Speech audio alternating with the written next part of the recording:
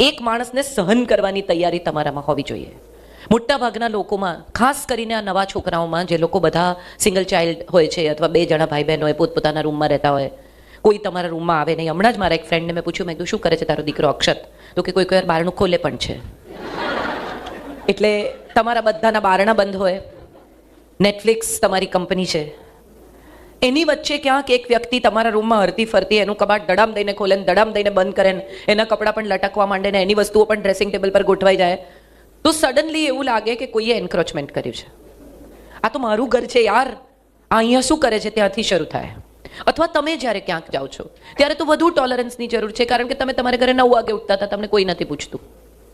હવે અહીંયા જો 2 જણા એકલા રહેતા હોય તો સવારે કાં તો ટિફિન કરવાનું છે, કાં તો, અને તમારે નથી કરવાનું તો પણ બાઈ આવે છે તો બારણું ખોલવાનું છે, કામવાળા આવે છે તો બારણું ખોલવાનું છે, અને એમાં બંને જણા એકબીજાને કે તું ખોલ.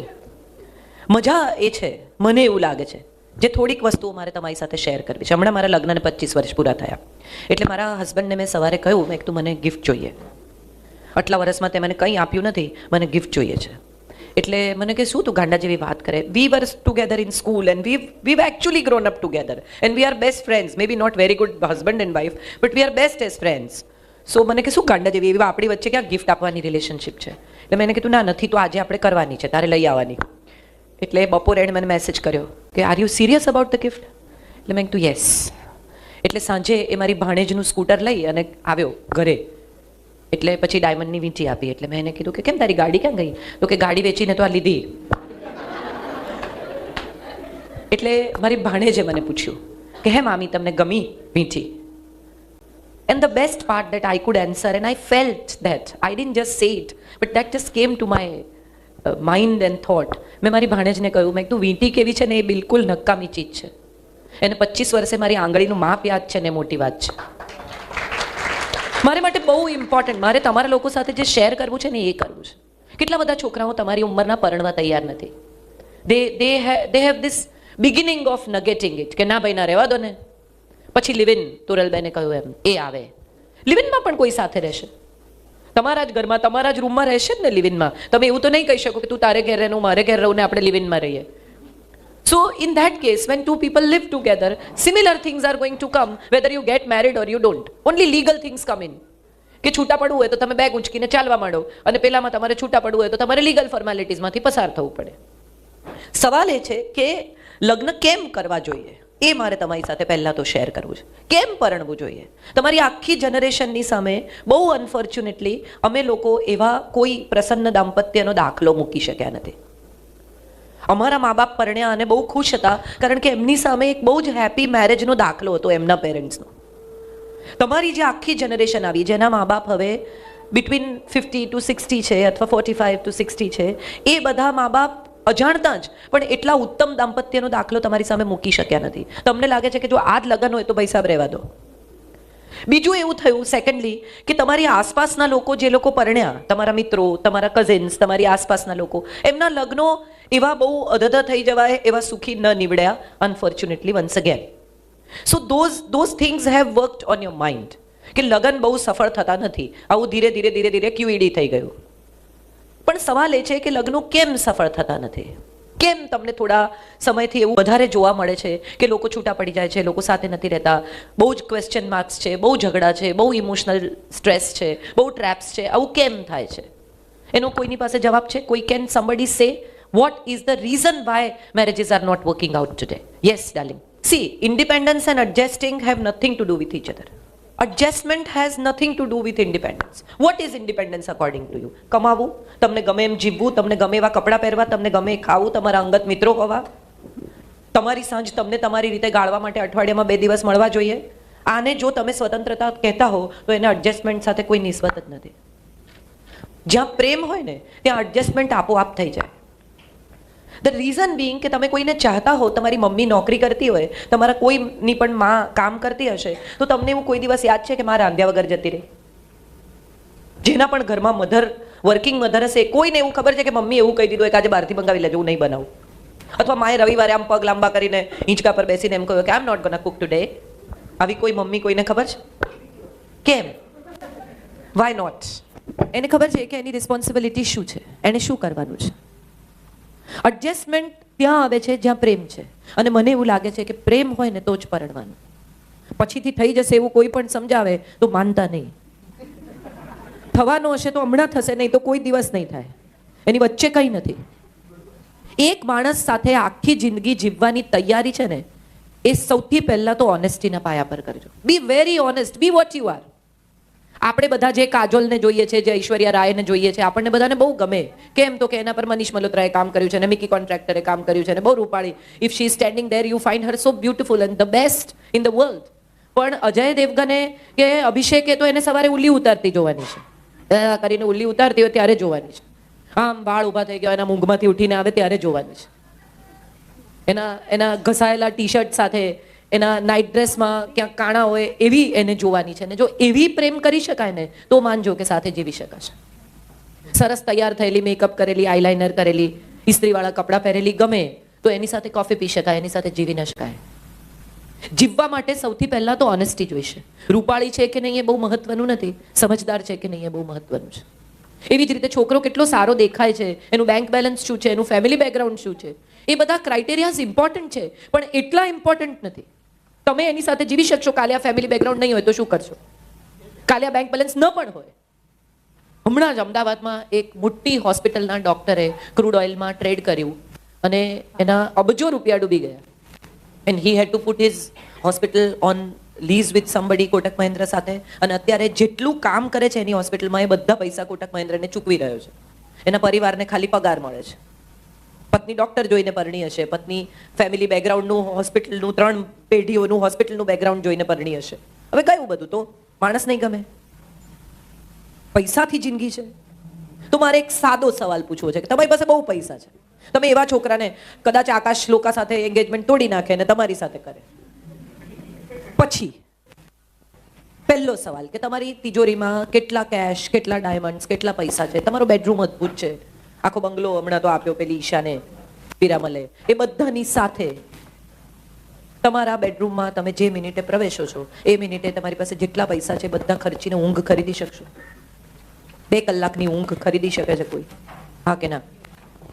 સારામાં સારું ખાવાનું બન્યું હોય, 5 શેફ હોય તમારા ઘરમાં, અને 5 શેફ તમારે આમ ઊભા હોય અને તમારા માટે તમે કોઈ કરવા તૈયાર હોય, તમે ભૂખ ખરીદી શકો છો? અને ત્રીજો સાદો સૌથી છેલ્લો સવાલ, અહીંયા બહાર મિલેનિયમ ક્લબની બહાર એક માણસ બેસી અને રડતો હોય તો એને કેટલા લોકો પૂછવા જાય કે ભાઈ શું થયું, પૈસા પડી ગયા, એક્સિડન્ટ થયો કે બીજો પ્રશ્ન થયો, તને કંઈ હેલ્પ કરીએ? અને એકલો રડતો હસતો હોય તો? એક માણસ એકલો બેસીને હસતો હોય, કેટલી વાર સુધી એ હસી શકે? થોડી વારમાં એમ્બ્યુલન્સ આવે કે એકલો હસે છે. સાદી બેસિક જિંદગીના પાયાની વાત એ છે કે હસવા માટે, સુખી થવા માટે, મજા કરવા માટે જોડે એક જણ જોઈશે. એકલા મજા નહીં કરી શકાય. અત્યારે બહુ મજા આવે, કેટલા બધા લોકો એવું કે મારે તો કોઈની જરૂર નથી, હું તો એકલો ટ્રાવેલ કરું છું, હું તો એકલી ટ્રાવેલ કરું છું, મને તો ઉલટાના માણસો ગમતા જ નથી. ઇન્ટરેસ્ટિંગ છે આ ફેક્ટ. મેં પણ આવું કહ્યું છે મારી જિંદગીમાં. મેં સંજયને પૂછેલું, મારા હસબન્ડને, તારે પરણવું શું કામ છે મારી જોડે? આજથી 25 વર્ષ પહેલા અમે એ જ ઘરમાં સાથે રહેતા હતા જે ઘરમાં અમે પરણ્યા. 1 વર્ષ જોડે રહીને પછી અમે લીગલ વેડિંગમાં દાખલ થયા, 25 વર્ષ પહેલા. અને ત્યારે મેં એને પૂછેલું કે કેમ પરણવું છે, અને ત્યારે એણે મને બહુ સરસ જવાબ આપેલો. હું એવું માનું છું કે આ જવાબ દરેક માણસ માટે સાચો છે. એણે મને એવું કહેલું કે હું સવારે આંખ ખોલું ને ત્યારે મને તને બાજુમાં જોવી છે આખી જિંદગી. આ બહુ બહુ સરસ જવાબ છે જિંદગીનો. આજે નહીં, આવનારા 25, 30, 35, 40 વર્ષ સુધી એક માણસ તમારી બાજુમાં સૂતો છે અને સૂતી છે, અને તમારે આંખ ખુલે ત્યારે કોઈક તો છે કે જે તમારી રાહ જોઈ રહ્યું છે. ઘર અંદરથી કોઈ ખોલે છે, તમારે કાયમ ચાવીથી બહારથી નથી ખોલવાનું. Companionship is what marriage is all about. I don't think it's a project. I don't think it's something that is taught to you all these years. છોકરી જો સમજ શું કરે. તમને એક છોકરી એમ કહે કે હું તો નોનવેજ નથી ખાતી, અને તમને જિંદગીના 10 વર્ષ સુધી ખબર ના પડે કે એ એની બેનપણીઓ સાથે બહાર જઈને નોનવેજ ખાઈ આવે છે. પણ એ 10 વર્ષ દરમિયાન તમારી ને એની રિલેશનશિપ એટલી અદ્ભુત છે. You have been the best of the friends. You have loved each other. You have lived with each other so happily. She has taken care of your family. So do you think this one thing that she has not told you will create a problem in life? એને ઘરમાં કોઈ દિવસ લાવીને નથી ખાધું, એને બહાર કોઈની સાથે ખાધું છે, એને ભાવે છે, એ ખાય છે, એને તમને નથી કીધું. કેટલા લોકોને લાગે છે કે એનાથી પ્રોબ્લેમ થાય? Let's be honest. હું અહીંયા ભાષણ આપવા નથી આવી. કેટલા લોકોને લાગે છે કે આવી 10 વર્ષની સરસ રિલેશનશિપ પછી તમને આવી એક નાની ફેક્ટ ખબર પડે તો પ્રોબ્લેમ થાય? Very good, I am very glad કે તમે લોકો રાઈટ જગ્યાએ રાઈટ કામ કરવા આવ્યા છો. નાની નાની વસ્તુઓ જિંદગીમાં જરાય મહત્વની નથી. આપણા બધાનો પ્રોબ્લેમ એ છે કે આપણે એટલી નાની વસ્તુને એટલી મોટી કરીએ છીએ કે સમય જતાં આપણને ખબર જ નથી પડતી કે પ્રેમની આગળ એ નાની વસ્તુ એટલી મોટી થઈ ગઈ. તમે 10 પૈસાનો, હવે તો 10 પૈસા નથી મળતા, 1 રૂપિયાનો સિક્કો આમ સૂરજની પાસે રાખો ને આમ, તો તમને સૂરજ દેખાય. પણ એને તમે આંખની પાસે લઈ આવો ને તો સૂરજને પણ ઢાંકી શકે. એને તમારે ક્યાંથી જોવી છે એ બહુ અગત્યની વાત છે. હું એવું માનું છું, હું બહુ ઇન્ડિપેન્ડન્ટ છું. મેં કોઈને ઘરમાં ક્યારેય પૂછ્યું નથી, ધીસ ઇઝ ફોર યુ, કે હું જાઉં, હું મારા ઘરમાં અનાઉન્સમેન્ટ કરું છું કે હું શનિવારે ભુજ છું, રવિવારે મુંબઈ છું, સોમવારે અહીંયા છું, મંગળવારે અહીંયા છું, બુધવારે ઘેર આવીશ. અને આ હું માનું છું છેલ્લા 10 વર્ષથી મારા ઘરનું રૂટીન છે. પણ હું જ્યાં હોઉં ત્યાંથી મારા ઘરનું મેનુ હું સેટ કરું છું કે આજે શું બનશે, ઘરમાં શું નથી, એ મને હું જ્યાં હોઉં ત્યાંથી ખબર હોય છે. ઇન્ડિપેન્ડન્સને એડજસ્ટમેન્ટ સાથે કોઈ નિસ્બત નથી, એડજસ્ટમેન્ટને રિસ્પોન્સિબિલિટી સાથે નિસ્બત છે. અને 2 લોકો જ્યારે સાથે જીવવાનું નક્કી કરે ને ત્યારે બંનેની એકબીજા સાથે રિસ્પોન્સિબિલિટી છે. હમણાં થોડા દિવસ પહેલા હું હૈદરાબાદથી આવતી હતી અને એક couple, young couple with a little child and a very little child, એવા 2 જણા, એક ટોડલર ને એક એકદમ ટાઇની બેબી, એ લોકો ચઢ્યા અને પતિ પત્ની એરપોર્ટ પર સાથે હતા અને પછી પત્ની પાછળ જઈને નાનું બેબી લઈને સૂઈ ગઈ અને પતિએ અહીંયા આગળ ફર્સ્ટ રોમાં, સેકન્ડ રોમાં 2.5 કલાક સુધી બચ્ચાને એન્ટરટેન કર્યું. એને કોઈ રીતે પાછળ જવા ના દે. પેલું આમ પાછળ જુએ એટલે એને વળી કંઈક બીજી વાતમાં પાડે. 2.5 કલાક પેલી એની વાઈફ ઊંઘી ને એ લોકો નીચે ઉતરતા હતા ત્યારે મેં પેલા ભાઈને કહ્યું, મેં કીધું you are a wonderful father, I must tell you. એટલે એણે કહ્યું કે wonderful mother hasn't slept for 3 days. આપણને ખબર નથી, આપણને એવું લાગે કે એણે 2.5 કલાક રાખ્યું છોકરું, પણ પેલી સ્ત્રી છેલ્લા 3 દિવસથી રાત દિવસ નથી સૂતી. So there is a little responsibility કે ચાલ ફ્લાઇટમાં તું સૂઈ જા. અને એટલું કરવામાં તમે ક્યાંય ઘસાઈ નથી જતા. 2 લોકો જ્યારે સાથે, તમે સાદા તમારા રૂમમેટ સાથે હોસ્ટેલમાં રહ્યા હશો, તમે કેટલા એડજસ્ટમેન્ટ કરો છો? તમે કોઈને ઘરે રહેવા જાઓ છો, મામાને ત્યાં, કાકાને ત્યાં, તો તમારે ધાર્યા પ્રમાણે કંઈ થતું નથી, બધું તમને જેવું જોઈએ એવું મળતું નથી. તો જે વ્યક્તિની સાથે તમે લગ્ન કરો છો એની સાથે એવો આગ્રહ કેમ કે હું કહું એમ જ થવું જોઈએ? બંને પક્ષે છે આ કોઈ એક વ્યક્તિની વાત નથી. હવે તો દીકરીઓ પણ એવી રીતે ઉછરી રહી છે, ભણેલી છે, કમાય છે, તો બધી દીકરીઓને એમ લાગે છે કે હું શું કામ એડજસ્ટ કરું. ઘણા બધા લોકો મારે ત્યાં આવે છે અને પછી ત્યારે મને પૂછે કે હું કેમ એડજસ્ટ કરું. એનો મારી પાસે બહુ સિમ્પલ જવાબ છે. તમે ડૉક્ટરને ત્યાં જાઓ, તમને પ્રિસ્ક્રિપ્શન લખી આપે અને તમે એને 500 રૂપિયા આપીને 2000 રૂપિયા આપીને એમ કહો તમે જ ખાજો, તો શું થાય? તમે સાજા થાઓ? જેને સુખી થવું હોય ને એણે પોતે મહેનત કરવી પડે. બીજું કોઈ કરશે ને તમે સુખી થશો, આ વિચાર ભૂલી જજો. Somebody else will make you happy. That will never happen. One of my novels, એક સાંજને સરનામે, એમાં એક છોકરો આવી રીતે છોકરીને મા બાપને મળવા જાય છે અને છોકરીના મા બાપ પૂછે છે કે તું એને સુખી કરીશ ને?